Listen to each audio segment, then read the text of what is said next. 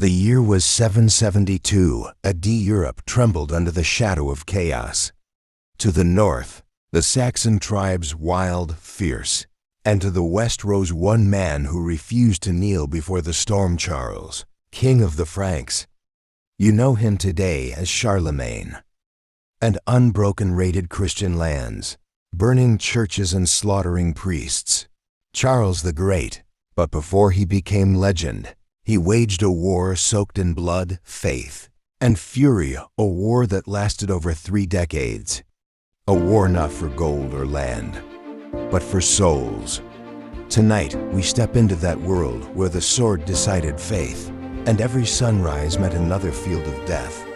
It began with one burning church, and ended with rivers running red. When the Saxons defied the Franks, Charlemagne marched north with a vengeance. His army, tens of thousands strong, moved through forests and mountains like a steel wave. The target, the Eresburg, a sacred Saxon fortress where they worshipped their pagan gods. The Frankish banners rose. Trumpets screamed. The battle began. Saxon war cries echoed through the woods, their axes flashing in the morning mist. But Charlemagne's cavalry cut through them with divine fury. The Eresburg fell, and in the single, ruthless order, Charlemagne destroyed the Irminsul, the Saxons' sacred tree, a symbol of their faith.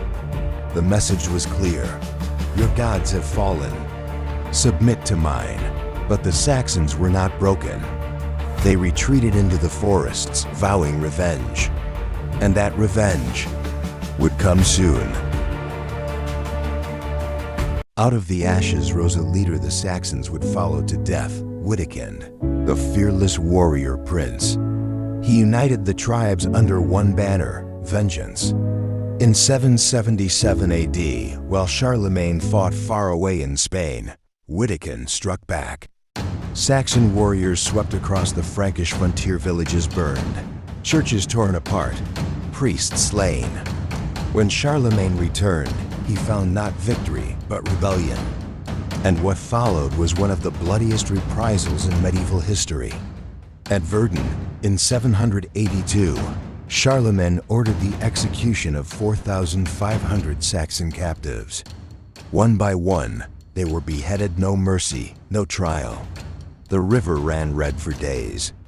That massacre broke Saxony's spirit, but not Widukind's. He vanished into the north, becoming a ghost of resistance. And in every whisper of the forest, Charlemagne knew the war was not yet won. Years passed. The land of Saxony turned into a graveyard of dreams. Widukind, tired, hunted, and broken, finally surrendered. He stood before Charlemagne, the man who had turned his gods to dust. But instead of death, Charlemagne offered baptism. Before a crowd of nobles and warriors, Widukind accepted the Christian faith. And with him, all of Saxony bowed to the cross. The war that began in fire ended in silence. But history remembers its cost: villages erased, tens of thousands dead, a faith spread not by word, but by sword. Yet through this brutality, Europe was forged. Charlemagne became the father of a new empire, crowned Emperor of the Romans. And though centuries have passed, the echoes of that bloody war still haunt the soil of Germany, where two worlds, pagan and Christian, clashed to shape the destiny of the West.